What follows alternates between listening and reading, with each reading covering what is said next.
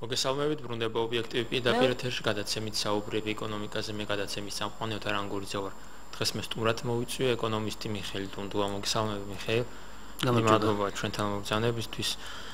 მიხეილ, თუ რაღაც გუშინ წინ გამოქვეყნდა ახალი რეიტინგი გლობალური კონკურენტუნარიანობის, სადაც საქართველოს რეიტინგი შეიძლება ითქვას რაღაც მომენტში გაუმჯობესებულია, რაღაც კუთხით თუ შევხედავთ, შეიძლება ნახოთ, რომ იგივე პოზიციაზეა. თქვენ როგორ შეაფასეთ, რამდენად კარგი პოზიცია გვაქვს დღეს მდგომარეობით? სწორად ბრძანეთ, ოთარ, ვითარება არის ორგვაროვანი. ერთი მხრივ ჩვენ პოზიცია რეიტინგში გავიუმჯობესეთ, 72 ადგილ და 79 ადგილზე გადავედით, რაც კარგია, უფრო კონკურენტუნარიანები ვართ, ასე ვთქვათ, რეიტინგული შკალით, მაგრამ შეფასება ქულა აბსოლუტური მაჩვენებელი, რომელიც მიხედვით ჩვენ ფასტები და ყველა სახელმწიფო ფასტება 4.2 დაგვჭა პრაქტიკულად იგივე, რაც მიუთითებს იმაზე, რომ მართალია გარკვეული მიმართულებით სიტუაცია გაუმჯობესდა, ეს სხვა პარამეტრებში ჩანს. ძირითადად მაკროეკონომიკური მაჩვენებლების თვალსაზრისით თუ დავაკვირდებით ამ კვლევას, მაგრამ ჩვენი დაწინაურება რეიტინგში განაპირობა სხვა სახელმწიფოთა ჩამორჩენამ რეიტინგულ სკალაში, სხვა სახელმწიფოთა კონკურენტუნარიანობის გაუარესება. ბუნებრივია, როცა კონკურენტ სახელმწიფოების კონკურენტუნარიანობა, ასე რომ ვთქვათ, უარესდება, შენ რეიტინგში დაწინაურდები. ანუ ძირითადი ხვედრეთი წილი ჩვენ დაწინაურებაში, ასე ვთქვათ, ძირითადი მთავარი იმპულსი ჩვენ დაწინაურებაში სხვა ქვეყნებში შექმნილმა მდგომარეობებმაც განაპირობა უკრაინის კრიზისმა და სხვა კრიზისებმა, ბუნებრივია. თუმცა ცუდი მაინც არ უნდა ვთქვა იმ თვალსაზრისით, რომ ვითარება ოდნავ, მაგრამ გაუმჯობესებულია მთელ რიგ პარამეტრებში, ეს არის თქვათ ბიზნესის დაწყების სიმარტივასთან დაკავშირებული მაჩვენებლები, მაკროეკონომიკური მაჩვენებლები და სხვა მაჩვენებლები, რომლებიც ზოგად ეკონომიკურ სიტუაციას ასახავს. ყველაზე ცუდი მდგომარეობა ჩვენ გვაქვს კვლავ ინოვაციურ განვითარებაში.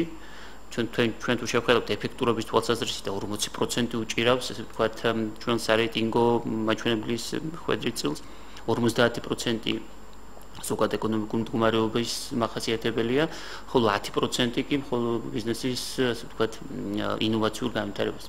ანუ ინოვაციურ განვითარებაში ჩვენ მკვეთრი ჩამორჩენა გვაქვს. 118 ადგილზე ვართ, მაშინ როცა წინათ, მაგალითად 122-ზე ვიყავით, აქაც გაუმჯობესებული სიტუაცია გვაქვს, მაგრამ 118 ადგილი მსოფლიოში ინოვაციური განვითარების კუთხით ძალიან ცუდი შედეგია, რაც იმაზე მიუთითებს, რომ თუ ეს პარამეტრი არ გამოვასწორეთ და სერიოზული ძვრა არ გავაკეთეთ ამ თვალსაზრისით, გრძელვადიან პერსპექტივაში ჩვენ ვერ შევინარჩუნებთ იმ პოზიციას, რა პოზიციას ახლა ვიგავი არათუ გავაუმჯობესებთ მას, იმიტომ რომ საერთოდ ეს მაჩვენებელი ინოვაციური განვითარებისა გრძელვადიან სტაბილურობა, გრძელვადიან გაუმჯობესების წინასწარი პროგნოზირებადი, ესე ვთქვათ, მაჩვენებელი. ამ მიმართულებით ჩვენ აუცილებლად გავდგოთ გარკვეული ნაბიჯები. ამ პარამეტრებით ჩვენს მეზობელ სახელმწიფოებთან როგორი დამოკიდებულება გვაქვს? ჩვენ გავასწარით, თქვათ, მეზობელ სახელმწიფოს რაც შეეხება, გავასწარით სომხეთს. ამ თვალსაზრისით გასწრებული გვაქვს სომხეთისათვის ადრეც თუმცა წინა წლებში ჩამორჩებოდით. წინა წლებში გავკვირვებულად ჩამორჩებოდით, მაგრამ ყოველთვის არ იყო ასეთი სიტუაცია. აქ სომხეთზე დამაჯერებლად ვართ წინ, 80 იქით არის ნიშნულს იქით. უკრაინას ვუსწრებთ. თითქმის ჩვენს მეზობელს, რუსეთი ჩვენზე წინ არის, აზერბაიჯანი ჩვენზე წინ არის. რუსეთი ჩვენზე წინ არის მიუხედავად იმ სიტუაციისა, რაც დღეს ხდება რუსეთში. აქ შეიძლება ვიგულისხმოთ ის, რომ როდესაც ეს რეიტინგი შედგა და საბოლოო ჯამში ეს ყველაფერი, ვთქვათ, ჩამოყალიბდა, მაშინ არ იყო ისე აშკარად, ასე ვთქვათ, ის სანქციები შესული ძალაში და ის მდგომარეობაში დღეს რუსეთი იმყოფება. იმიტომ რომ რეიტინგის შედგენის დროს გასული წლის პარამეტრების შეარსებულ სიტუაციას უფრო მეტად ითვალისწინებენ, ვიდრე ვთქვათ, ცხელ ოპერატიული ინფორმაციაზე მიღებული შედეგების ანალიზს ეხტობიან ასეთ ტიპის კვლევების დროს. თუმცა მაინც უნდა ითქვას, რომ მიუხედავად ყოველივე ამისა, რუსეთი მაინც ძალიან არ დაზარალებულა ჯერჯერობით კონკურენტნარიანობის რეიტინგში. თუმცა შემდგომ წლის მაჩვენებელში აუცილებლად აკარგავს თავის პოზიციას გამომდინარე იმ სერიოზული სანქციებისა, რომელსაც ცივილიზებული სოფლიო მას თქვათ უყენებს და ახორციელებს მის წინააღმდეგ. თუმცა უკრაინა ყველაფრისგან საგრძნობლად დაზარალდა მოკლე პერიოდში და საკმაოდ დიდი ჩამორჩენა განაპირობა. დაზარალდა და აისახა კიდევაც ეს ყველაფერი რეიტინგში. მაინც თქვენ როგორ ფიქრობთ რა შეიძლება გაკეთდეს იმისათვის რომ საქართველოს წინ წაიწიოს აი ამ პარამეტრებით წინ. აი ყველაზე ისეთ პარამეტრები ჩამოვთვლი, სადაც არის მნიშვნელოვანი პარამეტრები, რომელიც სერიოზული ჩავარდა. განათლების ხარისხი. არის ძალიან სერიოზული ჩავარდა ამ მიმართულებით. განათლების საკითხთან დაკავშირებით ჩავარდა განაპირობებს სწორედ იმას, რომ ჩვენმა რეიტინგში თქვათ 69 ადგილზე და არ ვარ თქვათ 50 ქვემოთ, ან თქვათ 30-ში არ შევდივარ. დრო განათლების თვალსაზრისით თუ შევხედავ ჩვენს პოზიციებს 85, 90, 100 სიკით ვართ, ნიშნულ სიკით ვართ. განათლების სამუშაო ძალის კვალიფიკაცია ძალიან სერიოზული პრობლემა, აქ ძალიან სერიოზული ჩავარდა გვაქვს ამ თვალსაზრისით. გამოკითხვის შედეგებს, იმიტომ რომ ეს კვლევა გამოკითხვის შედეგებსაც ეფუძნება რა არის შენი ბიზნესისათვის, ბიზნეს განვითარებისათვის ყველაზე ხელისშემშრალი ფაქტორია და პირველი არის სამუშაო ძალის კვალიფიკაცია გამოკითხვის დროს რაც ნახეთ. გარდა ამისა, დაკვირვებისა და ობიექტური სიტუაციის ანალიზმაც ცხადყო, რომ სწორედ ეს არის ერთ-ერთი მთავარი და მნიშვნელოვანი ფაქტორი ჩვენში ასე ვთქვათ რეიტინგში ცუდი პოზიციის ასე ვთქვათ ჩამორჩენის საზღვართან შედარებით. გარდა ამ მაჩვენებლებს რო ვუთხარით ინოვაციურ განვითარებაში გვაქვს ჩავარდნა და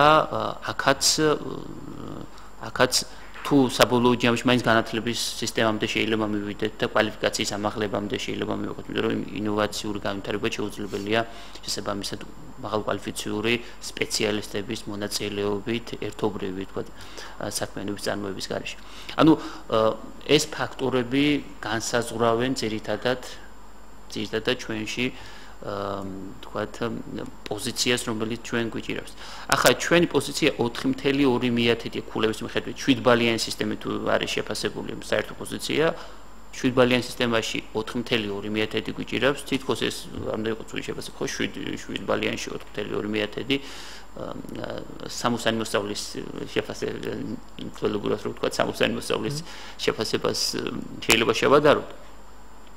მაგრამ თუ შევხედავ პირველ ადგილზე გასულს თქვა შვეიცარიას, იქ 5.7-ია. 5.7-ზე და 4.2-ს შორის, რომელიც ჩვენ გვაქვს ძალიან არსებითი და დიდი განსხვავება არ არის. განსხვავება როგორ არის პირველ ადგილზე ჩვენ 79-ზე, მაგრამ ეს იმას მიუთითებს, რომ თუ ქვეყანა ძალისხმევას არ დაიშურებს და დაახლოებით თავის მონაცემებს 25%-ით გააუმჯობესებს, გაორმაგებას გასამაგებაზე კი არასაუბარი, 25%-ით უფრო გააუმჯობესებს თავის მაჩვენებლებს თქვა განათლების ხარისხში. სხვა პარამეტრები სადაც ჩვენ ჩავარდნები გვაქვს. 25% უფრო უკეთესი თუ იქნებით ამ კუთხით, ჩვენ შეიძლება მოხვდეთ 30-ში. აი ეს გვაქვს ახლა ჩვენ მიზანია დავისახოთ ალბათ ის რომ ყველა პარამეტრში ასე გვაქვს ჩვენ ჩავარდნეთ საერთოდ მთელ ამ პარამეტრებში საშუალოდ 25%-ით გავაუმჯობესებთ მდგომარეობა. აქ საუბარია თანხობრივ არა ვთქვათ ეკონომიკური ზრდის 25%-იანს და სექსაუბარია პარამეტრების ხარისხის გაუმჯობესებაზე. ხარისხი არის პრობლემა. საერთოდ ყველა პარამეტრი რომელიც ხარისხს ეხებოდა იმ კომპონენტში უნდა ჩავარდნა. ასე რომ პირველი ამოცანა სახელმწიფოს წინაშე უნდა იყოს ქვეყანაში ხარისხის ნებისმიერი მიმართულებით, მათ შორის განათლების მიმართულებითაც ხარისხის გაუმჯობესება. აი ამ კუთხით უცებ ჯერ იქნება გადადგმული ჩვენ გაცილებით უფრო დიდ წარმატებას მივაღწევთ ვიდრე 72 ადგილიდან 79 ადგილზე გადმონაცვლება. თუმცა ეს განათლება და ეს ინოვაციები სწორედ ის დარგია, რომელიც შედეგს საკმაოდ ძელვადიან პერიოდში აჩვენებს, ანუ შეუძლებელია ამ დარგში განახორციელო რაღაც დიდი სახის ინვესტიცია და მოკლევადიან პერიოდში მიიღო ის შედეგი, რომელიც შემდგომ მოკლევადიან პერიოდში რეიტინგებში ასახვას პოვებს. Იმიტომ მინიმუმ 4 წელი ჭირდება განათლებაში ჩადებულ ფულს, რომ მოიტანოს ის შედეგი, რაზეც იყო ეს პროგრამა გათვლილი. თუმცა ჩვენ ვიცით უკვე რომ განათლების სამინისტრომ დაიწყო რაღაც პროექტები, მათ შორის რაღაც ახალი ისეთი სპეციალობების დაფინანსება, რომელიც საზოგადოებაში და ჩვენს ახალგაზრდობაში ნაკლებ რეიტინგული იყო. და ამან გარკვეულწილად წამოწია ამ დარგების დაინტერესება აბიტურიენტებში და მოხდა აი გადანაწილება ამ კადრების სწორედ იმ დარგებისკენ, რომელსაც პრაქტიკულად არავინ არ აქცევდა წლების განმავლობაში საქართველოში ყურადღებას. კი, გარკვეულწილად მართალს ბრძანებთ, ასე მოხდა, მაგრამ თუმცა ახლა ბოლო პერიოდში თუ დავაკვირდებით სიტუაციას, ახლა ბოლოს მისაღები გამოცდების დროს დაფიქსირებული მოთხოვნა ფიზიკა-მათემატიკის მიმართულებით მაგალითად ძალიან ცოტა მოისურვა. რატომ? იმიტომ კი არა რომ იმის იჯავრება მათემატიკა, ფიზიკა არ უყვარს. ვის დასაქმების პერსპექტივას ვერ ხედავს, როცა ფუნდამენტურ დარგში მიიღებს უმაღლეს განათლებას. და თუ ფიზიკოსი არ გახდით, ასე ვთქვათ, ფიზიკა კარგად არ იციან, მათემატიკა, კარგი გამომგონებელი და შესაბამისად კარგი გამომგონებელი ინჟინერიც ვერ გახდები, ხო? რომელიც აი მთავარი გამსაზღვრელი ფაქტორია, ინჟინერების რაოდენობა ერთ-ერთი მთავარი გამსაზღვრელი ფაქტორია თლიან კონკურენტუნარიანობის გამოჯობესებაში. როცა ადამიანი ბავშვი, აბიტურიენტი ხედავს, რომ რაღაც მიმართულებით დღეს, ხვალზე არ ჩანს პერსპექტივა დასაქმებისა, როცა მიიღებს ამ მიმართულებით განათლებას, ხო? ის ბუნებრივია ამას არ აიჭრა. ანუ ნიჭიერი და გონიერი ადამიანი უარს ამბობს არაპერსპექტიული დარგებში, ვთქვათ, ძალების მოსინჯვას. და ის ადამიანი, რომელიც სხვაგან ვერ ხვდება, დიდი ალბათობით სწორედ აიჭრებს ისეთ დარგებს, სადაც დაბალი კონკურსია და სადაც მეტი ხელშეწყობა. შესაბამისად, ჩვენ შეიძლება მივიღოთ ლოგიკურ ვარაუდს გამოვხოთ. ჩვენ შეიძლება მივიღოთ, ვთქვათ, ცოდნის ხარისხის და ვთქვათ, განათლებლობის ხარისხის შემცირება. ამ მიმართულებით და მარტო ის რომ წახალისება რომ იაფია სწავლა ამ მიმართულებით ასე ვთქვათ თანხებს სახელმწიფო აფინანსებს და სტიმული მივცეთ ვთქვათ ფიზიკა-მათემატიკურ ასე ვთქვათ აბიტურიენტების განაწილებას ეს საბოლოო ჯამში მაინც არ მოიტანს იმ შედეგს იმიტომ რომ მარტო ის არ კმარა ადამიანი იყოს დარწმუნებული რომ დაამთავროს რაღაც მიმართულებას ის დასაქმდება ამ დარწმუნებულობისათვის კი სხვა ნაბიჯების გადადგმაცაა საჭირო ისეთ ინვესტიციების, საინვესტიციო პოლიტიკის და სხვა პოლიტიკების მხარდაჭერაა საჭირო, რომელიც ყველას დაარწმუნებს, რომ ფუნდამენტურ დარგებში უმაღლესი განათლების მიღება პერსპექტიული შემოსავლის მომცემია შემდგომ როცა ის დასაქმდება. აი ეს არის ძალიან რთული ამოცანა და ეს ამოცანა უნდა გადაწყვეტოს განათლების სამინისტრომ, ეკონომიკის სამინისტრომ და სხვა სამინისტროებმა ერთობლივი შეთანხმებით და მთავრობამ ვთქვათ ბიზნეს წრეებთან და საერთაშორისო ვთქვათ საინვესტიციო წრეებთან აქტიური ურთიერთობის საფუძველს. აი სწორედ ამ მეფხედავ სწორედ ამ პრობლემას ახლა თქვენ წავდათ ამ თანხმებით რომ სწორედ ეს პრობლემა იქნება საქართველოში თანდათანობით ხდება გარკვეული მიმართულების, გარკვეული ცოდნების დევალვაცია, ღირებულების სკალაში ჩამოქვეითება. აი ეს პროცესი როგორმე უნდა შევატრიალოთ ადებით მიმართულებით. ახლა დღეს გაჭრებული ინფორმაცია რომ ინოვაციურ განვითარებასთან დაკავშირებით კვლევითი ცენტრები, აი ცენტრები, სადაც იდეების დამუშავება და მისი საინვესტიციო ვთქვათ მიმართულებებით პროექტებად გარდაქმნა განხორციელდება უნივერსიტეტების ბაზაზე შეიქმნება, სამინისტროს ბაზაზე იქნება ასეთი მიმართულებები ჩემის აზრით ძალიან გონივრული და სწორი ნაბიჯია იმისათვის, რომ ასეთ მიმართულებებს, ინოვაციურ მიმართულებებს საბოლოო ჯამში მეტი ყურადღება დაეთმოს, მეტად მიმზიდველი გახდეს აბიტურიენტებისათვის, მსგავსი ტიპის პროფესიებზე, თავის განცხადების შეტანა და ამ პროფესიების დაუფლება. აი ასეთი ნაბიჯები, რაც ახლა დღეს ინფორმაცია გავრცელდა, ერთ-ერთი მათგანია, რომელიც შემდგომში დააინტერესებს უცილებლად საზოგადოებას, ყურადღება დაუთმონ ფუნდამენტურ დარგებს. კიდევ ერთი სიახლე, რომელიც ორშაბათიდან ამოქმედდა საქართველოს მაგალითზე და საქართველოს შემთხვევაში ეს არის ევროპასთან ახალი ეკონომიკური ურთიერთობის შესახებ შეთანხმება, რომელიც ასოცირების ხელშეკრულებით ვიცით ჩვენ. თუმცა ამოქმედა ერთია, მაგრამ მეორე ჩვენ სანთლით საძებარი გვაქვს პრაქტიკულად ის პროდუქცია, რომელიც შეიძლება ამ შეღავათებით შევიდეს ევროპის ბაზარზე. თუ არ ჩავთვლით იგივე ღვინოს, ბორჯომს და ისეთ ცნობილ ბრენდებს, რომელიც საქართველოში უკვე 10 წლეულებია საკმაოდ კარგი რეპუტაციით და რეიტინგით სარგებლობით. არა მარტო ქართულ ბაზარზე, მხედველობაში გვაქვს. ანუ ამ შემთხვევაში თქვენ როგორ ფიქრობთ, რა შეიძლება იქნას გამოყენებული იმისათვის, რომ ეს არსებული რესურსი საქართველოს აკეთილდღეოდ იყოს გამოყენებული? გიპასუხებთ თან დავზენ თქვენს მოსაზრებას იმ ფაქტს, რომ 13 თვის უკან გლობალური ინოვაციების რეიტინგიც გამოქვეყნდა ინდექსი, სადაც საქართველოს ექსპორტის მაჩვენებელში მაღალ ტექნოლოგიური ან მაღალი ასეთი ტიპის პროდუქციის წილი ერთ-ერთი ყველაზე დაბალი ქონდა სხვებთან შედარებით. თუ აღწევთ 157 ადგილზე ვიყავით სოფლიოში, 91 ადგილზე ექსპორტში მაღალ ტექნოლოგიური პროდუქტების ხვედრითი წილით. ეს დაახლოებით 0.3% იყო მთელი ექსპორტის. ეს ძალიან ცუდ შედეგია და სწორედ იმას მიუთითებს, რომ ჩვენ დღეს ვართ მარტივი პროდუქტის ექსპორტიორი ქვეყანა. მარტივი პროდუქციის, თხილის, ხო, ღვინის, ხილის და ბოსტნეულის. რაც ბუნებრივად გვერდ მხოლოდ იმ დიდი მასშტაბით და ყველა რთული გაგვაქვს, ეს არის თქვა სპილენძის კონცენტრატები და თქვა და ესე თქვა აზოტოვანი სასუქები, ესე თქვა, ხო? აი ასეთი მიმართულების პროდუქტები ყველაზე რთული, რომელიც ყველაზე დიდი რაოდენობით გაგვაქვს. მაგრამ ამ ვითარებაში სიტუაცია უნდა გამოსწორდეს ჩემის აზრით აქ სახელმწიფო უნდა ითამაშოს ძალიან დიდი როლი.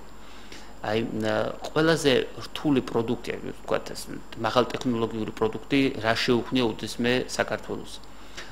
ეს ყველაფერი შეიქმნა სამხედრო ინდუსტრიაში.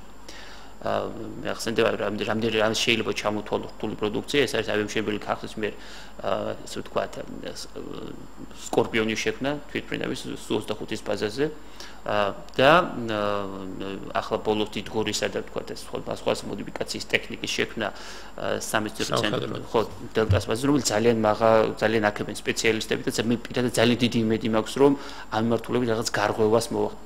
საერთოდ უნდა ვთქვათ, რომ სოფლიოს მასშტაბით უმრავლესობამ ქვეყნებისა ტექნოლოგიური გარღვევები სწორედ სამხედრო სფეროდან დაიწყეს. ყველა ტექნოლოგიური გარღვევა, რომელიც შემდგომ ჩვეულებრივ ეკონომიკის სხვა სფეროებშიც ჩამოყალიბდა და განვითარდა მიმართულება მიეცა, ჯერ სამხედრო ინდუსტრიაში შეიქმნა და ანუ რის თქმა მინდა საუბარი იმაზე, რომ თავარი მასტიმულირებელი მაღალ ტექნოლოგიური სექტორის შექმნისა იყო სახელმწიფო, რომელიც შეკვეთებს ახორციელებდა სწორედ სამხედრო სექტორში, იქ იქნებოდა პროდუქტი, მერე გადადიოდა სხვა სექტორებში. აი ასეთი ტიპის რაღაც გარკვეული ნიშანსვეტები იკვეთება საქართველოსთან მიმართებაში. თან ინოვაციურ ტექნოლოგიებზე საუბრობთ, რადგან სიტყვა ჩამოვაგდო, თქვა ინოვაციურ ტექნოლოგიებზე საუბრობთ, ინოვაციურ ტექნოლოგია არ ნიშნავს, რომ ყველა დეტალი, რაც ინოვაციურ პროდუქტს ქმნის, საქართველოს უნდა შეიქმნას. უფრო მეცაც გეტყვი, მაგალითად Apple-ის მაგალითად. პრაქტიკულად Apple არც დეტალს თვითონ არ აწარმოებს იმისა, არც იმ მნიშვნელოვან დეტალს, რომელსაც ის თავის შესანიშნავ ტექნოლოგიებში და პროდუქციაში, ხო, კომპიუტერულ ტექნოლოგიაში იყენებს. მისი ის ძირითად ტექნიკას, როგორც Samsung-ისგან და სხვა კონკურენტი ფირმებისგან. მაგრამ მისი ინოვაციურობის მახასიათებელი და ორიგინალური მახასიათებელი ისაა, რომ მახასიათებელი ის არის, რომ ის საუკეთესო კომბინაციას ქმნის ამ შესანიშნავი დეტალებისა. ასე რომ როცა შენ ინოვაციურ პროდუქტის შექმნა გინდა, ეს არა აუცილებელი ქარხანა ააშენო, რომელსაც საერთოდ ყვავილი უნდა ამოდიოდეს და იქ რაღაც დეტალს უნდა ქმნიდე განსაკუთრებულს. შესაძლებელია საუკეთესო კომბინაციის სხვა ქვეყანაში შექმნილი საუკეთესო პროდუქტების დეტალების საუკეთესო კომბინაციით საუკეთესო პროდუქტი მიიღო და შეთავაზო მსოფლიოს. ინოვაციური პროდუქციის აბსოლუტური უმრავლესობა სწორედ ეს ახასიათებს. ასე რომ ჩვენი ძალისხმევა სწორედ იმაზე უნდა იყოს, რომ ისეთი იდეების გენერირება მოხდეს, სამეცნიერო განმგონებელი ტექნოლოგიები, ისეთი ვთქვათ, განვითარება მოხდეს ქვეყანაში, რომ შებძლოთ სხვათა შექმნილი ნახევარფაბრიკატების შერწყმით საუკეთესო მახასიათებლების ტექნოლოგიების წარმოება. ეს ჩემს ახლა ამ ეტაპზე მხოლოდ ერთ-ერთი მიმართულება დარჩა, სადაც ასეთი რაღაც იწარმოება, ეს არის დელტაის სამეცნიერო ცენტრი, რომელიც სახელმწიფო დაქვემდებარებაშია, სხვა მიმართულებით ასეთი წარმატებული პროდუქცია, როგორც იქ იქნება, სხვაგან არსად იქნება საქართველოს მასშტაბით ჯერჯერობით სამწუხაროდ. ამიტომ რაღაც ერთმა ბიძგი უნდა მიცეს, რომ მას მეორე მოყვეს და ასე განვითარდეს. სხვა შემთხვევაში სხვა შემთხვევაში ჩვენ ჯერჯერობით ვრჩებით მარტივი პროდუქციის მწარმოებლად და თქვათ გამსაღებლად მსოფლიო ბაზარს. აქაც კიდევ ერთხელ გავამახვილებ ყურადღებას, ხარისხის გაუმჯობესებას უნდა ვიფიქროთ, იმიტომ რომ მთელი ქართული პროდუქციისა იმის გამო რომ მისი დამუშავების, გადამუშავების ან წარმოების თანამედროვე ტექნოლოგიები ჩვენ არ ვიცით, მარტივი ტექნოლოგიები არ ვიცით, არ გვაქვს ჩვენ უნარჩვევებში ეს არა დამკვიდრებული და ცოდნის დონეზე არა თქვა აგრარულ სექტორში ესე დამკვიდრებული როგორც ეს ევროპაშია, შეიძლება ვერ მოხვდეს ევროპულ ბაზარს. ამასთან იყო საუბარი უნებლობის აგენტოს წარმომადგენლის საუბრობაზე რომ აი ქართულ თაფლსაც კი გააჩნია მსგავსი პრობლემა, მიუხედავად ჩვენ ვიცით რომ მაღალი ხარისხისა ეკოლოგიურად სუფთა გარემო ჩვენ შედარებით ვიდრე სხვა შეიძლება ქვეყნებში იყოს. იმის გამო რომ ჩვენ წარმოების დროს არ ვიცით გარკვეული ხარისხის სტანდარტების დაცვა, შეიძლება ჩვენ თაფლიც კი ვერ მოხვდესო ევროკავშირის ბაზარს. ასე რომ აქ ცოდნის იმპორტი, ასე ვთქვათ, ცოდნის გავრცელება, ცოდნის მიწოდება თითეული წარმოებლისადმი, მცირე თუ საშუალო მეწარმისადმი, რომელიც აწარმოებს თუნდაც მარტივ აგრარულ პროდუქციას, არის გადამწყვეტი, რათა ხარისხიანი პროდუქტი შევიტანოთ ევროკავშირის ბაზარზე. და ჩვენი ისედაც ამ ეტაპზე ვთქვათ მზარდი ექსპორტი კიდევ უფრო მზარდი გავხადოთ. იმიტომ რომ ექსპორტი ნამდვილად მზარდი არის ბოლო 2 წლის განმავლობაში, განსაკუთრებით სუფთა ექსპორტი გულისხმობ ექსპორტს რეექსპორტის გარეშე. აი ესეც კიდევ ცალკე სასაუბრო თემაა, ვთქვათ ექსპორტის მნიშვნელობა, როგორი იყო დინამიკა და რა წარმატებებია ამ მიმართულებით. სერიოზული წარმატებებია ეგრეთ წოდებული სუფთა ექსპორტის, რეექსპორტის გარეშე, ექსპორტის თვალსაზრისით. 2001 ძლიერი მაჩვენებელი ჰქონდა ჩვენ 2011 წელს დაახლოებით 12%, ასე სუფთა ექსპორტის. მაგრამ 2012 წელს ჰქონდა ჩავარდნა 5%-იანი ვარნა ამ მიმართულებით. რაც საბოლოო ჯამში მერე 2013 წლის ეკონომიკურ ზრდას აისახა. საერთოდ ექსპორტის, მიმდინარე წელს ექსპორტის ზრდა ან მისი კლება აისახება მომავალი წლის ეკონომიკურ ზრდაზე უფრო მეტად.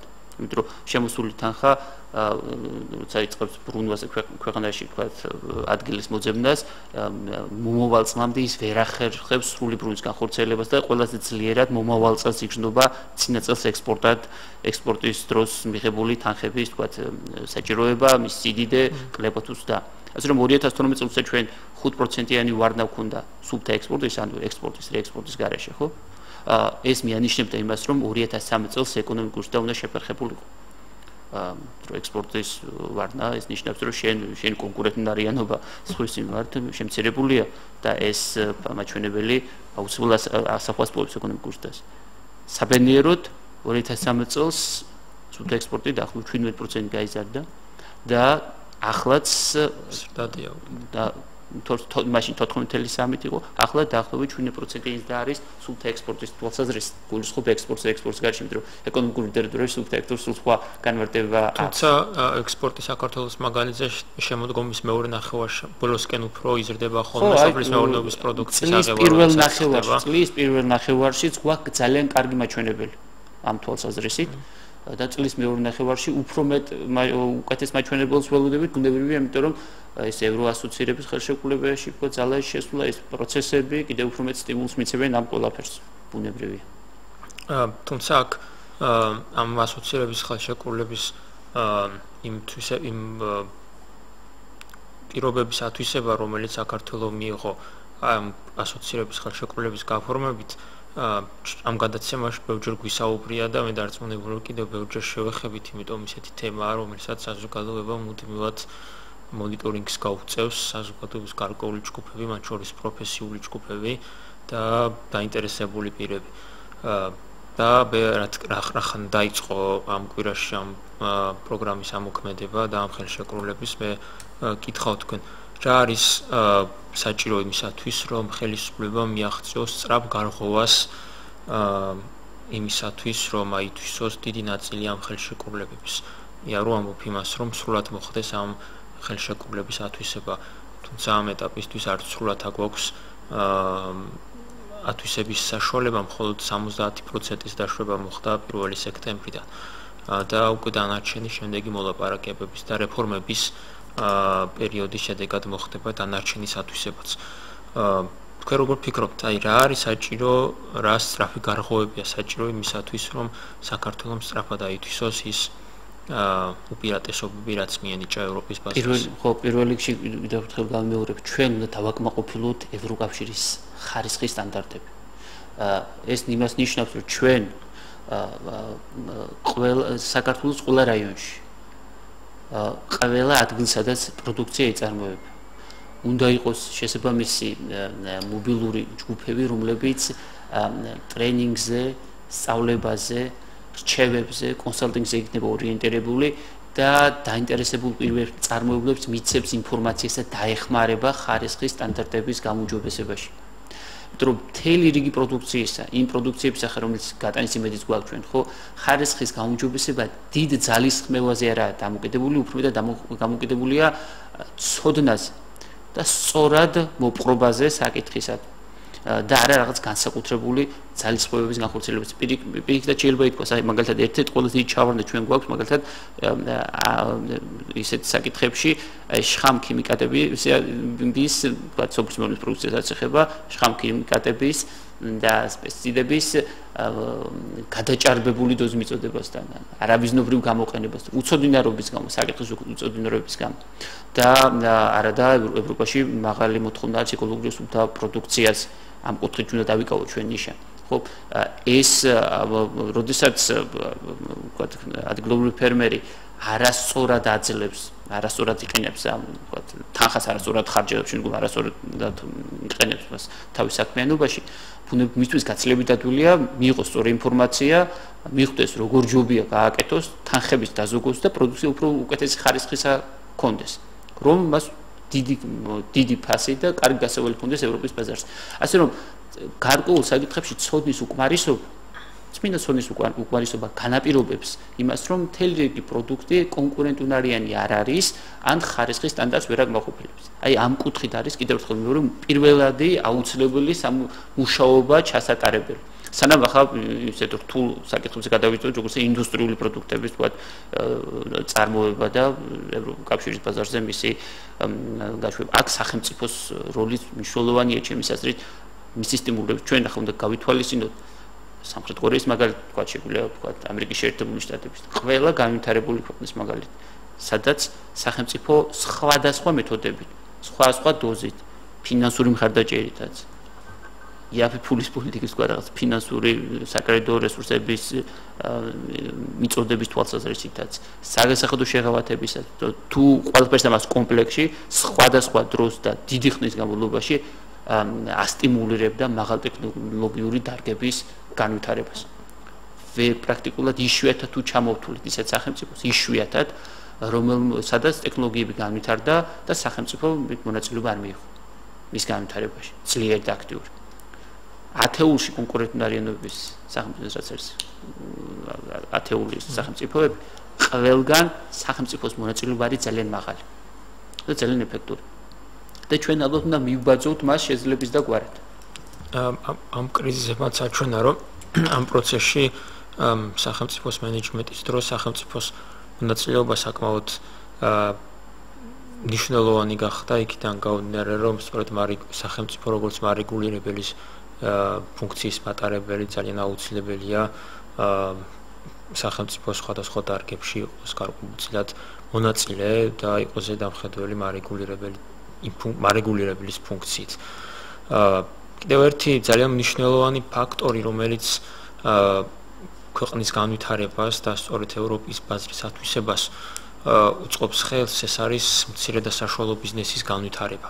სტატისტიკის მონაცემების მიხედვით მეორე კვარტალში მთლიანი ბრუნვა საწარმოოს ზომების მიხედვით გადანაწილდა შემდეგნაირად, რომ 84.4% მოდის ბრუნვის მხოლოდ მსხვილ ბიზნესზე.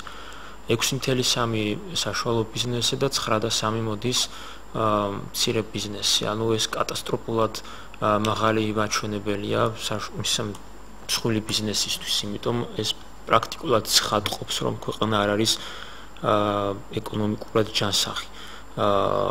ჯანსაღ სიტუაციაში, თუმცა მაშინ როდესაც სწორედ ექსპორტის დიდი ნაწილი ნორმალურ სახელმწიფო განვითარებულ სახელმწიფოებში სწორედ საშუალო ბიზნესზე მოდის ხოლმე როგორც წესი. რაოდენობრივად. თუმცა ჩვენთან საკმაოდ ჩამორჩენაა როგორც ექსპორტზე განსაკუთრებით, ხოლო შიდა ბრუნვასიშიც კიდევ საკმაოდ დაბალი მაჩვენებლითაა წარმოდგენილი. აი აქ ხელისუფლებას რა როლი აკისრია იმისათვის, რომ ეს ციფრები გარკვეულწილად დაბალანსდეს? ჩემის აზრით, ამ ციფრების დაბალანსებაზე, თქვა ძალისხმევის განხორციელება უფრო მეტად მცირე საშუალო ბიზნესის განვითარებაზე ზრუნვა, სხვადასხვა მხარდაჭერების განხორციელება არის საჭირო. მე ერთ რამეში გეთანხმებით ზოგადად მონახავში, მაგრამ ერთ რაღაცაში შემიძლია ვთქვა გარკვეული შეხედულება დავაფიქსირო, რომ ჩვენთან როცა საუბრობ მსხვილ ბიზნესს, ქართული მსხვილი ბიზნესი, მაგალითად ამერიკის შეერთებული შტატების მსხვილი ბიზნესი ერთმანეთისგან ძალიან განსხვავდება. ამერიკაში რაც თქვა მცირე ბიზნესაც შეიძლება ჩაითვალოს საშუალოდ, საქართველოში ის მსხვილი ბიზნესის ერთერივებს საკმაყოფილებს, ასე რომ შეიძლება გლობალურ ჭრილში გარკვეული სურათი ჩანდეს, მაგრამ ეკონომიკის მასშტაბებს ამ იმას შეიძლება უფრო სხვანაირადაც იყოს. ხო, ამიტომ ასე პირდაპირ თქვა ალეგორიების დანახვა შეიძლება არ იყოს მართებული ამ ეტაპზე, მაგრამ ერთი რამ ცხადი, მცირე და საშუალო ბიზნესის სტიმულირება აუცილებელია შიდა კონკურენციის განვითარებისათვის, შიდა კონკურენციის ჩამოყალიბებისათვის. ჩვენ შიდა კონკურენციის კუთხით გვაქვს ცუდი მაჩვენებელი. 100 იქით ვართ, 120 იქით ვართ რეიტინგში. ასე რომ შიდა კონკურენციის განვითარება იმას ნიშნავს, რომ მცირე საშუალო ბიზნესი უნდა იყოს მყარად, ისინი უნდა იყვნენ მრავალრიცხოვანი იმისათვის და ძლიერნი იმისათვის, რომ კონკურენციული ფონი შექმნან. თორემ 1-2 მსხვილი საწარმო კონკურენციულ ფონს ვერ შექმნის. შიდა ბაზარში უფრო კარტელური შეთანხმებებით დასრულდება მთელი ეს ჭიდილი, ხო? ასე რომ კონკურენციას რა ქმნის? თუ სიმრავლე არა სუბიექტებისა, კონკურენციაც არ არსებობს. სიმრავლე უნდა იყოს სუბიექტების. უჩინარი ხელი მაშინ მოქმედებს, როცა არსებობს კონკურენცია და კონკურენცია მაშინ არსებობს, როცა არსებობს მრავალი მყიდველი და მრავალი გამყიდველი. თან ეს მრავალი გამყიდველი არის წონიანი, ასე ვთქვათ, შესაძლებლობის მქონე და მათ შორის არ არის მკვეთრი დისბალანსი. მკვეთრი ქონებრივი და ბრუნვითი დისბალანსი. ასე რომ თუ ეს პროცესი სწორად იქნება წარმართული, ძლიერი იქნება საშუალო ბიზნესი, ასე ვთქვათ, მცირე ბიზნესი იქნება გაძლიერებული, მეტი თავისუფლება იქნება მიცემული, მეტი მხარდაჭერა ამ შემთხვევაში შიდა კონკურენციის განვითარებაზე და სახელმწიფოს მხრიდან მის სტიმულირებაზე საუბარი შესაძლებელია. ახლა არის რაღაც გარკვეული ძვრები მიმართულებით და არსებობს პროექტები, რომლებიც საგრედო მხარდაჭერას გულისხმობს გონივრული მცირე და საშუალო ბიზნესის პროექტებისა, ხო? რეგიონების მასშტაბით აპირებენ თქვა დამმართულები ნაბიჯებს გაწყვეტს და კარგია. ახლა სხვა ამბები როგორ წარიმართება, რამდენად მნიშვნელოვნად იქნება გაცემული, რამდენად იქნება მონიტორინგი, მაგრამ თუ ყველა პირობა შესრულდა, ძლიერი მონიტორინგი, შეფასება ბიზნეს გეგმის, ხარჯვის ნაწილში მკაცრი ზედამხედველობა, ამ შემთხვევაში ჩვენც მივაღწევთ იმას, რაც სხვა ქვეყნებში იქნება. სხვა ქვეყნებიც ასე მოხდა. მიცეს იაფი კრედიტი, ფინანსური მხარდაჭერა მცირე საშუალო კომპანიებს, გაუწიეს მაღალი მონიტორინგი, მკაცრი ზედამხედველობა ხარჯვის ნაწილში და მიიღეს შესანიშნავი შედეგი. ჯერ ამერიკის შეერთებულ შტატებში, გერმანიაში, საფრანგეთში, ბრიტანეთში და ასე შემდეგ და ასე შემდეგ. ასე რომ სადაც სხვა ქვეყნებშიც მიაღწიეს დადებით შედეგს, ჩვენთანაც იგივე შეგვიძლია გავაკეთოთ და სწორი მენეჯმენტი იქნა, სწორი მართვას აკეთოს. თუმცა როგორც თქვენ ახსენეთ, უკვე დაიწყო ხელისუფლებამ გარკვეული სახის პროექტები, სწორედ აი მცირე და საშუალო ბიზნესის განვითარებისთვის და გარკვეული სახის მცირე პროცენტიანი, დაბალ პროცენტიანი სესხების. სწორედ მაგაზე ხო, გაცემა. თუმცა თუ იმას ვნახავთ, აქტივობა აქ საკმაოდ დაბალი არის, მაინც იმასთან შედარებით, რაც შეიძლება მოლოდინი ყოფილიყო ამაზე გათვლა. ჩემის აზრით, ჯერ წიწილების დათვლა ადრე არის. კი, ანუ ახალი დაწყებულია და პროცესი უფრო გაცილებით უნდა გაძლიერდეს, თუმცა უფრო ალბათ უფრო მანამდე მოსამზადებელი ეტაპი რო ყოფილიყო უფრო ინფორმულობის თვალსაზრისით საზოგადოების უფრო ჩართულობას და ინტერესით საზოგადოებას უფრო მაღალი იქნებოდა.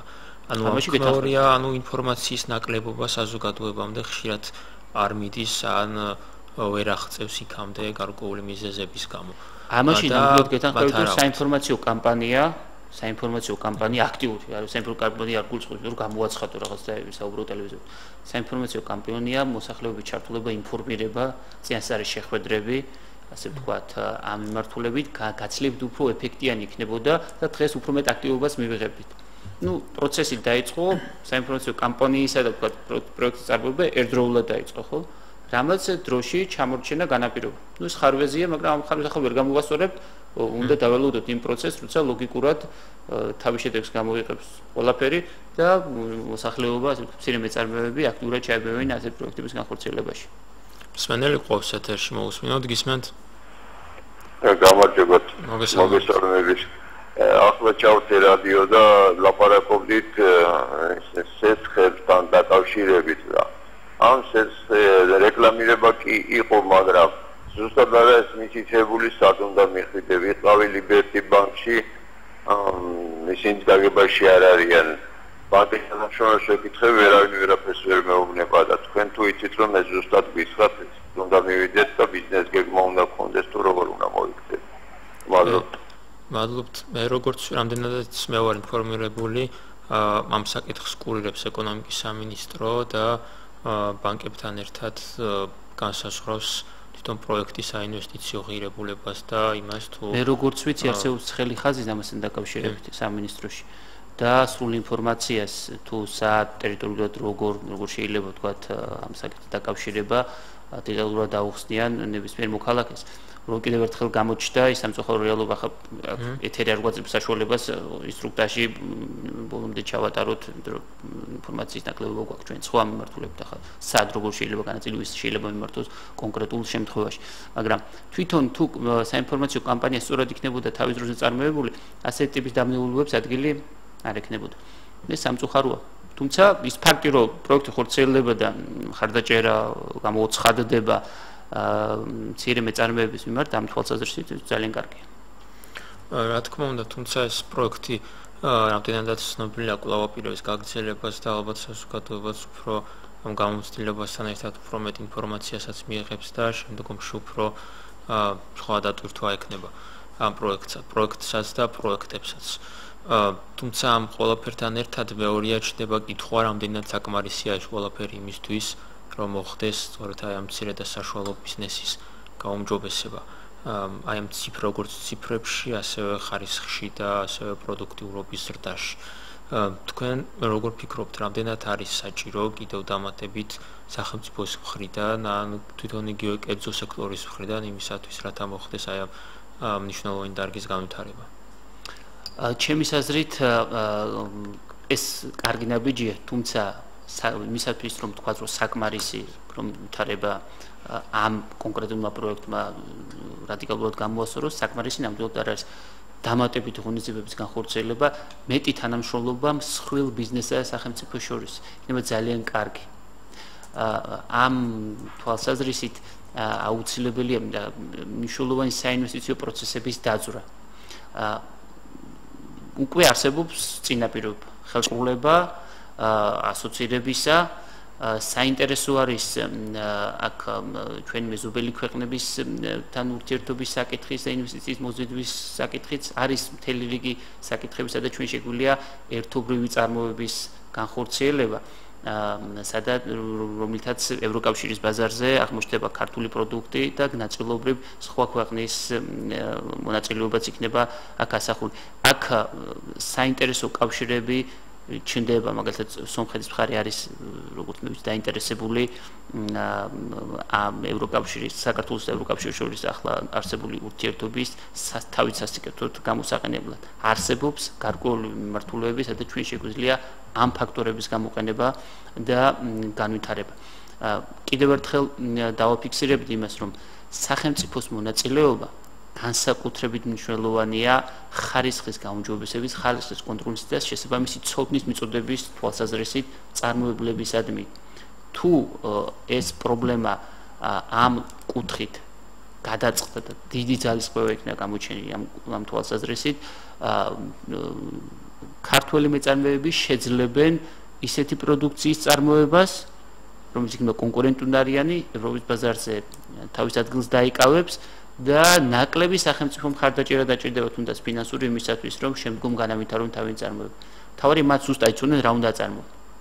ეს ძალიან მნიშვნელოვანია. როცა შენ არ იცი ზუსტად რა უნდა აწარმოო და როგორ უნდა აწარმოო იგი და გააქვს მაგათ რესურსი მიწა და გააქვს მაგალითად პრიმიტიული გადმოცემითი ცოდნა, რომ მაგალითად უნდა მოიყვანოთ თხილი, ხო? მაგრამ არ იცი როგორი სტანდარტის. როგორ უნდა იყოს ეს ეფექტიანი მაქსიმალურად და რაც შეიძლება საუკეთესო ფასად მიწოდებული ბაზრისათვის. როცა ასეთი ინფორმაციების ნაკლებობა გაქვს, შენ არქაული მეთოდებით ცდილობ წარმოების განვითარებას, შედეგი ნაკლებია. და როცა ინფორმირებული ხარ, როცა ცოდნა გაქვს, როცა ხარის კონტროლში გეხმარება სახელმწიფო, ამდენს უფრო თამამი ხარ და უფრო მეტ პროდუქციას აწარმოებ ბუნებრივი. აი სწორედ ეს მიმართულება ჩემს აზრით გადამწყვეტი იმისათვის, რომ ქართულმა ექსპორტმა გარღვევა გააკეთოს და უფრო დიდი ნახტობით წაიწიოს წინ, დაიკავოს ევროკავშირის ბაზარი, იმიტომ რომ ჩვენ კარგი მაჩვენებელი გვაქვს ევროკავშირის ბაზარზე ზრდის თვალსაზრისით. წინა წელს წმინდა, ასე ვთქვათ, ექსპორტმა ექსპორტის გარეშე 50%-იანი ზრდა აჩვენა ევროკავშირის ბაზართან დაკავშირებით. ახლოს დაახლოებით იგივე ტენდენცია იკვეთება ევროკავშირის ბაზარზე წელიწადი არა დასრულებული თამამიდამაც ვამბობდა ჯერა რომ ძალიან სერიოზული ნახტომს განახორციელებს საქართველოს ევროკავშირის სახელმწიფოებში ექსპორტის გასწრით თვალსაზრისით. და მე მინდა რომ ეს იყოს ხარისხიანი, ჩვენ დავიკავოთ ხარისხიანი პროდუქტის მიმწოდeblis ნიშა, ეკოლოგიურად სუფთა ბიოპროდუქტების მიმწოდებლის ნიშა. სადაც ძალიან დიდი მოთხოვნა არის და ძალიან დიდი ვთქვათ სურვილია ევროკავშირისა რომ რაც შეიძლება მოხმარებაში გქონდეთ ბიოლოგიურად სუფთა, ეკოლოგიურად სუფთა პროდუქცია, რომლის წარმოებისათვის ჩვენ ძალიან კარგი პირობები გვაქვს, შესანიშნავი პირობები გაგვაჩნია. აი ამას უნდა მივხედოთ და ამ მიმართულებით უნდა ვქონდეთ. კიდევ გავაგრძელებ ჩვენ მსმენელის კითხვაზე პასუხს, ესე ქართული წერტილიც არის ვებსაიტი, სადაც შეგიძლიათ ნახოთ ის პროექტები, რაც შეიძლება დაფინანსდეს. და ასევე მითითებული აქვს ცხელი ხაზი, სადაც შეგიძლიათ დარეკოთ და უფრო მიიღოთ დამატებითი ინფორმაცია. მაგით ჩვენ საუბარს გავაგრძელებ. კიდევ მეორე ბაზარი, რომელიც საქართველოსთვის ძალიან მნიშვნელოვანია, ეს არის რუსეთის ბაზარი და ხშირად საკმაოდ ცვალებადი ბაზარი არის და სხვადასხვა პოლიტიკურ პროცესებზე რეაგირებს ხოლმე ევროპისგან განსხვავებით. ჩვენ ნახეთ რომ რამოდენიმე თვის წინ ჩვენი ძველი ბედი გაიზიარა უკრაინამ და მან დაკარგა რუსული ბაზარი, უკრაინული პროდუქცია აღარ შედის რუსეთში და დგება ჩვენი რისკიც რომ შესაძლოა ქართული პროდუქციაც კვლავ მოხდეს დაბლოკვა რუსეთის ხელისუფლების მხრიდან.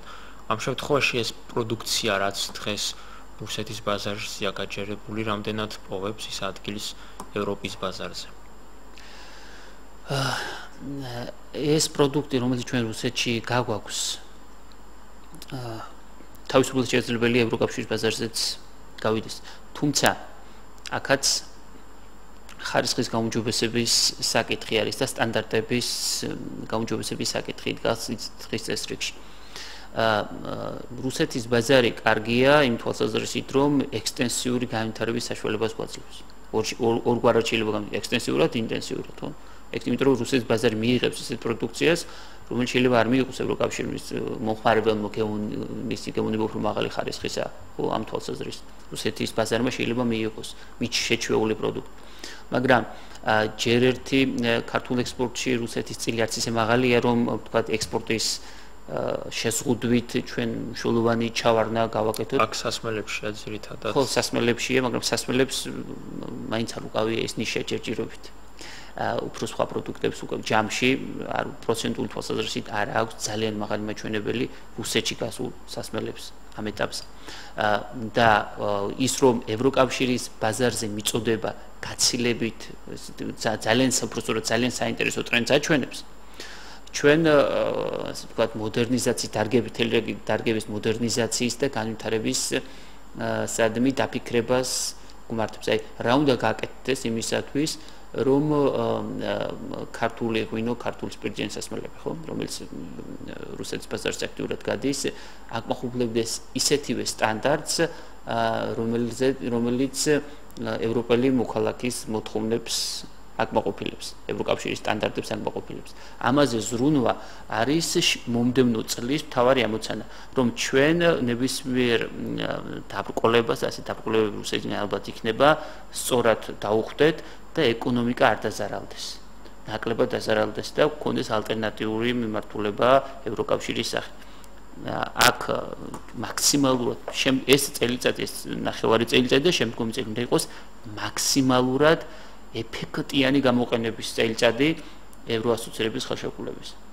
თუ ამ წლის ჩაგდება ამ მიმართულებიდან შეიძლება მთავარი ნაბიჯები ხარისხის გაუმჯობესებას. მთავარი ამოცანა ხარისხის გაუმჯობესებას. ეს უნდა იყოს მთავარი პირობა იმისათვის, რომ ჩვენ მაქსიმალურ შედეგს მივაღწიოთ. ჩვენ დაისო სერტიფიკატები ერთ-ერთი მნიშვნელოვანი ხარისხის კონტროლის, რაც ხარისხს უკავშირდება, ხო? ამ კუთხით არ გვაქვს კარგი მაჩვენებელი, მაგალითად სომხეთს უკეთესი მაჩვენებელი აქვს, აზერბაიჯანს უკეთესი მაჩვენებელი აქვს, რუსეთს უკეთესი მაჩვენებელი აქვს. ASO სერტიფიკატების ხვედრით წილი ეკონომიკაში. ჩვენ ცუდი მაჩვენებელი გვაქვს ამ კუთხით დაბალი. ეს უნდა გამოვასწოროთ და სახელმწიფო ხელი უნდა შეუწყოს ისეთი კომპანიების ფორმირებას, რომელსაც ბევრი ASO სერტიფიკატი ექნება, განსაკუთრებით კვების პროდუქციის კუთხით, რომელსაც ძირითადი ხაზია ჯერჯერობით ამ გარკვევით თვალსაზრისით და სხვა მიმართულებითაც. შეიძლება სახელმწიფო პროგრამების ამოქმედება, საგაზაფხულო რეჟიმების, რაღაც გარკვეული სტიმულირების მიცემა, თქვათ, გარკვეულ თანხებთან დაკავშირებით შეღავათების განხორციელება. ბევრი საინტერესო მეთოდი შეიძლება გამოიყენოთ იმისათვის, რომ სტიმული მივცეთ კომპანიებს ფლობდნენ ASO სერტიფიკატებს, ააწიონ ხარისხი პროდუქციის და დააკმაყოფილონ ევროპული სტანდარტები. თუმცა ეს ყველაფერი ხომ არ გამოიწვევს მოსახლეობის ფინანსურ დაზარალებას. ხელოვნებაში მოხდა ადგილობრივი მოსახლეობა. ჩემის აზრით, თუ რუსეთმა აკრძალა ქართული პროდუქციის იმპორტი მყისიერად, ეს ბუნებრივია პირველად შედეგს გამოიყებს იმას, რომ გარკვეულ ჯგუფებს მყისიერად დაბრკოლებები შეექმნებათ. მაგრამ ეს გადალახვადია და ერთი წლის განმავლობაში, სწორი მენეჯმენტის შემთხვევაში, ჩვენ შეგვიძლია მოვძებნოთ ალტერნატიული ბაზრები და ვიზრუნოთ იმაზე, რომ მოსახლეობა ნაკლებად დაზარალდეს ამ თვალსაზრისით. ჩვენ გულისხმობ სახელმწიფოს შეუძლია გაატაროს ესეთი ზომები, რომ რუსეთის შესაძლო დარტყმამ, გულისხმობ ამ საექსპორტო შესაძლებლობასთან დაკავშირებით, არ იქონიოს ძლიერი გავლენა ეკონომიკაზე და მოსახლეობის სოციალურ მდგომარეობაზე. დიდი მადლობა, სამწუხაროდ ჩვენი დრო ამოიწურა. მე მაყურებელს დამსვენად შევახსენებ, რომ დღეს ჩემი სტუმარი იყო ეკონომისტი მიხეილ დუნდუა, მე გადაცემის წამყვანი ოთარ ანგურიძე. მომავალ ხუთშაბათამდე.